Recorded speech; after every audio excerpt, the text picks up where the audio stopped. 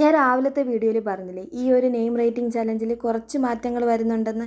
ആ മാറ്റങ്ങൾ എന്തൊക്കെയെന്ന് അറിയാൻ വേണ്ടിയിട്ട് ഈ വീഡിയോ നിങ്ങൾ ഫുള്ളായിട്ട് കാണണം. ആദ്യം എനിക്ക് പറയേണ്ടത് നിങ്ങൾ എന്നെ മനസ്സിലാക്കാതെ പോകരുത് എന്നുള്ളതാണ്. കാരണം പല വീഡിയോസിലായിട്ട് ഏകദേശം 4000 എബോവ് കമൻസ് എനിക്ക് ഇതുവരെ കിട്ടിയിട്ടുണ്ട്. അപ്പോൾ ഈ എല്ലാ കമൻസിലെയും എല്ലാവരുടെയും പേരെനിക്ക് ചെയ്യണമെന്ന് ആഗ്രഹമുണ്ടെങ്കിൽ പോലും അതെല്ലാം ചെയ്യാൻ പറ്റൂല എന്നുള്ളതാണ് റിയാലിറ്റി. കമൻസ് നോക്കുമ്പോഴേ അതിൽ പല കാറ്റഗറിയിലുള്ളവരുണ്ട്. ബർത്ത്ഡേക്ക് വേണ്ടിയിട്ട്, അതുപോലെ തന്നെ സിസ്റ്റേഴ്സിൻ്റെ പേര്, ഫ്രണ്ട്സിൻ്റെ പേര്, ഫാമിലിയിലുള്ള മെമ്പേഴ്സിൻ്റെ പേര്, അങ്ങനെ പല രീതിയിലുള്ള റിക്വസ്റ്റ് എനിക്ക് വരുന്നുണ്ട്.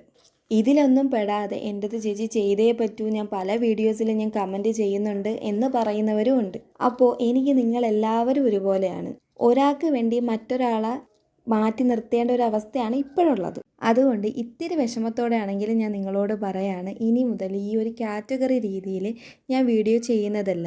കമൻസ് കൂടുതലായതുകൊണ്ടാണ് ഞാൻ ഇങ്ങനൊരു തീരുമാനം എടുക്കുന്നത്. ഇല്ലെങ്കിൽ എല്ലാവരുടെയും ചെയ്യാൻ നമുക്ക് പറ്റുമല്ലോ. അപ്പോൾ ഇനി മുതൽ ഈ കമൻസ് എല്ലാം ചെക്ക് ചെയ്തിട്ട് അതിൽ നിന്ന് ഞാൻ ഓരോരുത്തരുടെ വെച്ചിട്ടായിരിക്കും ഈ ഒരു നെയിം റേറ്റിംഗ് ചലഞ്ച് ചെയ്യുന്നത്. അതായത് ഒരാളുടെ പേര് മാത്രം. ഇനി കുറച്ച് ദിവസവും കൂടി ഈ ഒരു നെയിം റേറ്റിംഗ് ചലഞ്ച് ഉണ്ടായിരിക്കും. അപ്പോൾ ഈ ഒരു ചലഞ്ചിൽ നിങ്ങളുടെ ആരുടെ പേര് വേണമെങ്കിലും ആവാം. പേര് വന്നില്ലെന്നും പറഞ്ഞ് ഞാൻ എപ്പോഴും പറയുന്ന പോലെ വിഷമിക്കരുത്. പിന്നെ ഈ ഒരു നെയിം റേറ്റിംഗ് ചലഞ്ചിൻ്റെ വീഡിയോസിൽ മാത്രം നിങ്ങൾ കമൻറ്റ് ചെയ്യുക. മറ്റ് ക്രാഫ്റ്റ് വീഡിയോയിൽ കമൻറ്റ് ചെയ്യരുത്. അതിൽ ഇനി എന്ത് ക്രാഫ്റ്റ് വേണമെന്ന് നിങ്ങൾ കമൻറ്റ് ചെയ്താൽ അത് എനിക്ക് കുറച്ചും കൂടി നല്ലതായിരിക്കും. മാത്രമല്ല അതിൽ കമൻറ്റ് ചെയ്യുമ്പോൾ നിങ്ങളുടെ നെയിമൊക്കെ ഞാൻ മിസ്സാവാനും ചാൻസ് ഉണ്ട്. അപ്പോൾ ഞാൻ പറഞ്ഞതെല്ലാം നിങ്ങൾക്ക് മനസ്സിലായെന്ന് ഞാൻ വിശ്വസിക്കുന്നു. ഒന്നും കൂടെ പറയുകയാണ്, എനിക്ക് പറ്റാത്തത് കൊണ്ട് മാത്രമാണ് ഞാൻ ഇങ്ങനൊരു തീരുമാനം എടുത്തത്. അപ്പോൾ ഇനി അടുത്ത വീഡിയോകളിൽ കാണാം.